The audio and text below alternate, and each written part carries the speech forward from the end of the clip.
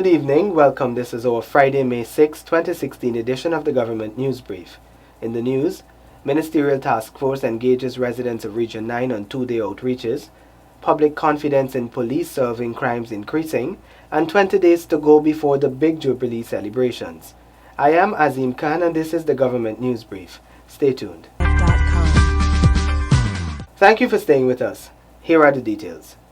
Renewed public confidence in the Guyana Police Force and other law enforcement agencies are among factors credited for crime reduction.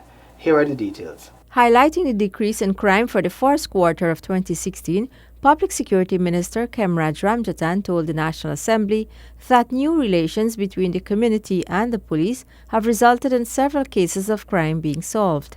Trust in the law enforcement was the lowest when we got in here in May this year. It is improving now, and you cannot deny that. It is because of that trust being regained, we have a huge set of members of the community coming forward with the information and the evidence and the witness statements and all of that, so that we can solve the crimes we have been doing.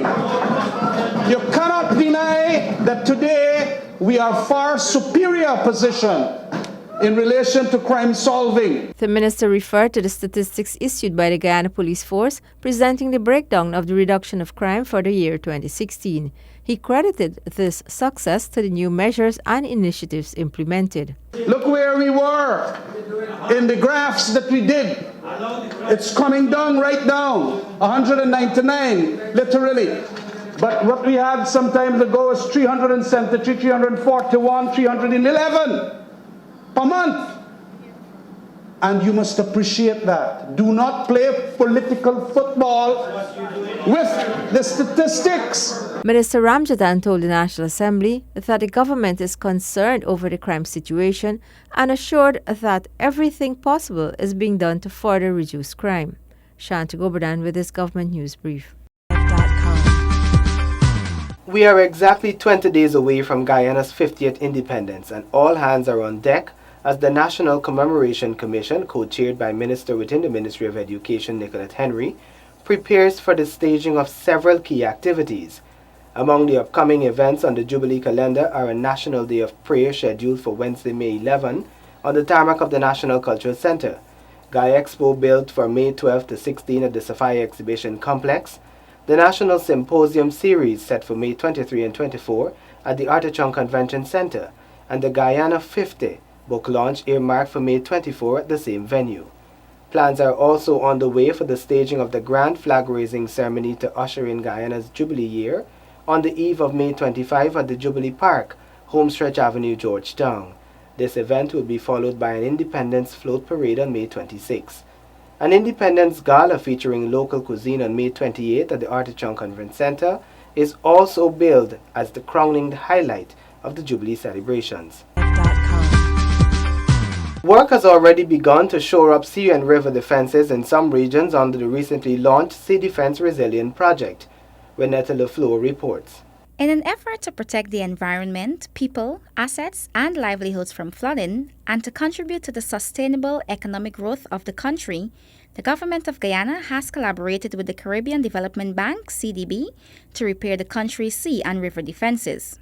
According to Work Services Group Coordinator Jeffrey Vaughan, under the Sea and River Defense Resilience Project, works have already started in some communities. Capital works on the sea defense.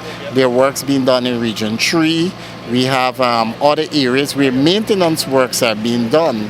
East Bank Berbice in particular works are ongoing in terms of reinforcement of embankment. In Region 3 we also have embankment works being done.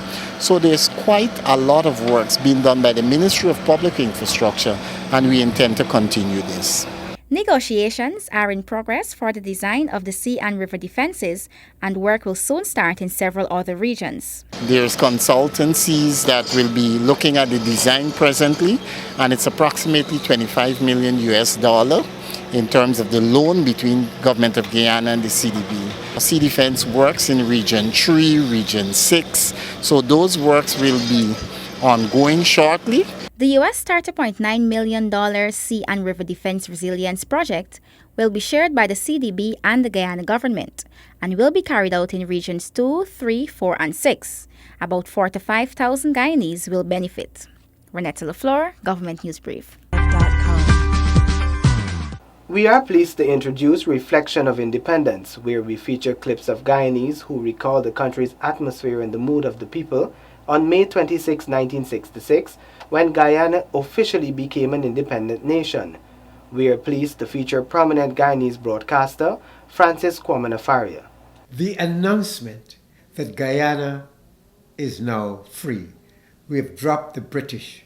It's no longer British G-U-I-A-N-A. It is now G-U-Y-A-N-A, the independent country. We are our own masters. We will make decisions for ourselves, for our country. And the fanfare, the singing, the dancing, the jollification, as we would say, you get goose pimples. Goose pimples. Oh, Lord have mercy. 3 coffee table books tracing Guyana's rich cultural history are to be published in time for the country's 50th independence anniversary. Here is an update. The first 2 publications examine the various knowledge, traditions, the evolution of Guyanese thoughts, and their contributions to Guyana's development. Dr. James Rose, Director of the Culture Department of the Ministry of Culture, Youth and Sport, explains. We're doing one coffee table publication on creative artists. They're doing a survey and they will identify 50 creative artists and they will write on them, and this will be published in a coffee table book. They're doing another survey where they hope to identify 50 Guyanese who have made a substantial contribution towards the development of the country. The third publication exposes the uniqueness of the Guyanese history and the inherited cultures. There is one other coffee table publication which we call Guyana at 50, which does a complete survey of virtually every aspect of Guyana's life. That one will be launched on the evening of the 24th at the Otter Chung Conference Center. I hope that you will make time to be there. These publications are part of an effort to educate and generate high-quality knowledge about Guyana that will inform the next 50 years. The books are being organized by the Academic Working Group, a subcommittee of Guyana's 50th Independence Anniversary Celebration Committee. For this Government News Brief, Namila Baines-Rowe. A ministerial task force comprising 8 ministers of government is visiting Region 9 from May 5 to 7 to hold discussions with stakeholders in the region. The outreach is a follow-up to President Granger's visit to Region 9 in March, during which the President met with the Rupununi Chamber of Commerce and Industry. At that meeting, a number of issues were raised, including unemployment and agricultural development. The task force is headed by Minister of Business Dominic Gaskin. He has indicated that government is committed to regional development and is willing to work with all interested stakeholders in a collaborative effort to address the issues affecting the region. The task force is expected to engage the residents, Regional Democratic Council, municipality, Rupununi Chamber of Commerce and Industry, village councils, Rupununi Livestock Producers Association, and the North Rupununi District Development Board. The team will return to Georgetown on May 7, 2016, following which a report will be prepared and presented to Cabinet. A diagnostic survey of the local insurance sector in Guyana has found that it is underdeveloped. Here is why the insurance bill was tabled in Parliament. The findings have resulted in the tabling of the Insurance Bill number 11 of 2016 in the National Assembly. Finance Minister Winston Jordan presented the bill on May 4 to the National Assembly. A bill entitled An Act to Provide for the Regulation of Insurance in Guyana, the Promotion of Competition in the Insurance Industry, the Protection of Consumers, and to repeal the 1998 and 2009 Acts on insurance and for related matters, and I move that the bill be read for the first time. The explanatory memorandum of the 262-clause bill explains that the current laws, regulations, and supervisory infrastructure in the insurance sector would be unable to withstand a financial meltdown like the CLICO collapse. This is the reason that the insurance and pension law needs to be significantly upgraded to reflect international developments over the last decade. Prime Minister Moses Nagamutu says that the legislation is critical since insurance companies need an ambit under which they can operate.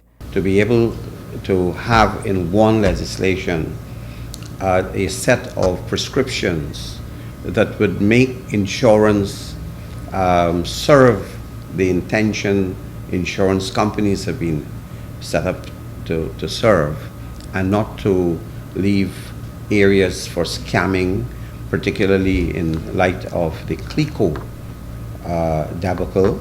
The bill tabled is in keeping with international standards but was modified to take account the current developments of the insurance industry in Guyana. The bill will be read a second time in the National Assembly, followed by a debate. This has been our Friday, May 6, 2016 edition of the Government News Brief. The details of these and other stories can be found on GINA's website. We encourage you to subscribe to our website and YouTube channel. You can also like and follow us on Facebook to be updated as the news unfolds. Remember to join us again on Monday for another edition of the Government News Brief. Have a safe weekend. Thank you for watching.